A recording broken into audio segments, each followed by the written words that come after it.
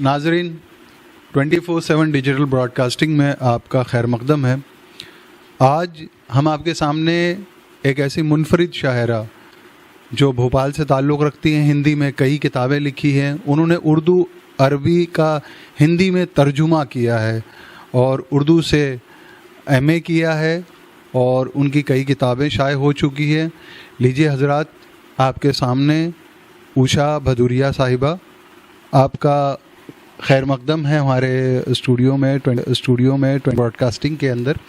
और हम आपसे ही जानना चाहेंगे कि आपको उर्दू की तरफ आपका रुझान कैसे हुआ और आपने उर्दू को अपनी शायरी का ज़रिया बनाया, क्या ख़ासियत आपको लगी? मैं उर्दू हलकों में बैठी उठी गीत पढ़ती थी। पहले में गीत मेरे कानों में सरसर आते थे।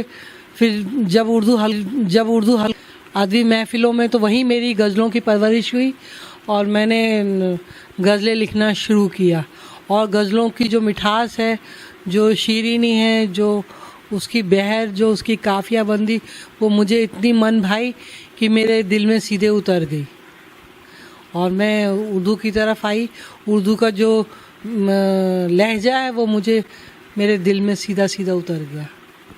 तो हमको ये बताएं कि कितने सालों से आप उर्दू पे काम कर रही हैं, मतलब उर्दू गज़लें, गीत वगैरह लिख रही हैं? मैं उर्दू गज़लें वगैरह 81 से लिख रही हूँ, 1981 से। 30-35 साल आपको उर्दू।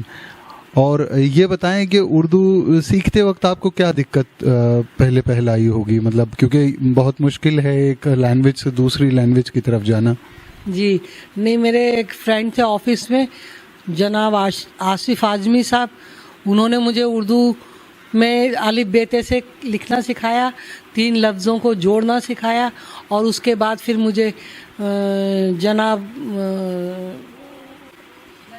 नजमुल साहब के पास मुझे भेज दिया और फिर उन्होंने मुझे पूरी तालीम तरबियत सब उन्होंने ही मुझे दी और उन्होंने मुझे एमए करवाया और मुझे बहुत रात दिन मतलब मेरे साथ मेहनत की। और मैं यहाँ तक कि मेरा ओढ़ना बिछाना, खाना पीना उर्दू ही हो गया। सब लोग बोलते थे कि उषा को तो उर्दू हो गई है। अच्छा, ये आप नाते की भी कहती हैं, आपने सरस्वती वंदना कही है, आपने भजन कहे हैं, आपने अलग अलग सुखन अज़ाई की है। हमने सुना है कि आपने कुरान भी पढ़ा है और उसका तर्जुमा भी पढ़ा है, तो उसके बारे में कुछ बताएं। मैंने 2 बार कुरान शरीफ पढ़ा और मैंने इसलिए पढ़ा कि खुदा क्या है, भगवान क्या है, उसको मेरे को जानने की बहुत इच्छा थी। वो दिखता नहीं है, सिर्फ एहसास होता है। और मेरे हिसाब से जो खुदा की जो परिभाषा है वो सिर्फ सत्य और विश्वास के ऊपर टिकी हुई है। जो इंसान सत्य बोलता है और विश्वास करता है वही भगवान को पा सकता है और भगवान उसके साथ हर साथ चलता है, उससे दूर नहीं है, उसके अंदर ही है। और मंचों पे जो जाती हैं आप, तो उसमें लोगों की फरमाइश क्या होती है, हिंदी की या उर्दू की? गज़लों की ज़्यादा फरमाइश होती है। हाँ, और जो हमद और नात लिखी है वो शुरू में मुझे पढ़ने का मौका मिलता है। वाह, तो मतलब हिंदी में भी उतनी ही मकबूल हैं और उर्दू में भी उतनी मकबूल, बल्कि अगर ये कहा जाए कि उर्दू ज़्यादा आपको भा रही है और उर्दू के ऊपर ज़्यादा काम हो रहा है, तो उसमें गलत नहीं होगा? नहीं, बिल्कुल गलत नहीं है, क्योंकि उर्दू को लेके मैं बहुत ज़्यादा मसरूफ़ रही हूँ। पूरी ज़िंदगी मैंने उर्दू सीखने में ही निकाली है और अभी भी सीख रही हूँ।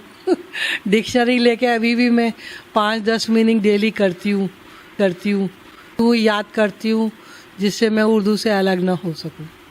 हमने आपके अवार्ड्स भी देखे हैं, बहुत खूबसूरत, और इतने सारे अवार्ड हैं, इतने सारे उर्दू के अवार्ड हैं। और अभी इसी साल आपको कुछ एक अवार्ड मिला है भोपाल से, उसके बारे में कुछ बताएं। डॉक्टर शंभू दयाल सुखन अवार्ड मुझे मिला उर्दू मध्य प्रदेश उर्दू एकेडमी की तरफ से। पूरी लाइफ जो मैंने उर्दू में काम किया उसके लिए मिला। बहुत बहुत खुशी की बात है।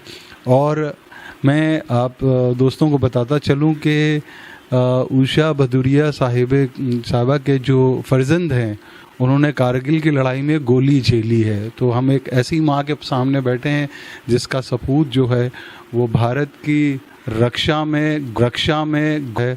और हम सलाम करते हैं ऐसी माँ को कि जो इतना काम कर रही हैं, वो करने के बावजूद वो अदब की भी खिदमत कर रही हैं। तो आप कुछ हमारे दर्शकों को, हमारे नाज़रीन को पैगाम देना चाहती हैं तो? फूल लाखों हैं सहने चमन एक है, फूल लाखों हैं सहने चमन एक है, रंग और नूर की अंजुमन एक है। कोई हिंदू है कोई मुसलमान है, कोई हिंदू है कोई मुसलमान है, अपनी सांसों का लेकिन चलन एक है, चलन एक है, और अपनी सांसों का लेकिन चलन एक है। जहर नफरत का घोलो ना इस देश में, जहर नफरत का घोलो ना इस देश में, सिर पे सूरज किरण से किरण एक है, सिर पे सूरज किरण से किरण एक है। और रंग भी अनगिनत धर्म भी अनगिनत, रंग भी अनगिनत धर्म भी अनगिनत, रूह है एक अपनी बदन एक है, रूह है एक अपनी बदन एक है। ऊषा मिलजुल के सारे जहां से कहें, ऊषा मिलजुल के सारे जहां से कहें, अपने एहसास का बांखपन एक है, अपने एहसास का बांखपन एक है। फूल लाखों मन एक है। वाह, बहुत अच्छे, बहुत अच्छे। अच्छा, आप हमारे नए जो कलाकार हैं, नए जो कहने वाले हैं, नए जो फनकार हैं, जो आज अदब के इसमें काम करना चाहते हैं, वो उनके लिए कोई पैगाम हो तो आप बताएं प्लीज़, क्योंकि आप उनके लिए अच्छे मार्गदर्शक और अच्छा रास्ता दिखाने वाले बन सकते हैं, क्योंकि आपने बहुत काम किया है। जी, मैं तो ये पैगाम देना चाहूँगी कि उर्दू ज़रूर सीखें, और उर्दू से इंसान और भी मोहब्बत करना सीखता है, और मोहब्बत मेरा पैगाम है। और जो आज की जो नस्ल है जो सीखना चाहती है, वाकई में अदब की तरफ आना चाहती है, तो उर्दू एक ऐसा अदब है जिसके अंदर आदाब और संस्क सब कुछ मिला हुआ है। इसीलिए और अपना एक उस्ताद ज़रूर बनाए, गज़लें सीखें लिखें, लेकिन उस्ताद ज़रूर बनाए। बग़ैर उस्ताद के कोई भी कामयाब नहीं होता है, मुकम्मल नहीं होता है।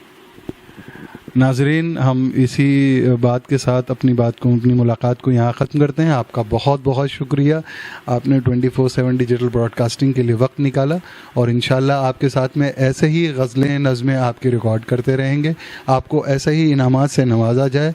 अल्लाह आपकी उम्र और सेहत में बरकतें अता फरमाए। चलिए हज़रात, अस्सलाम वालेकुम, खुदा हाफिज़।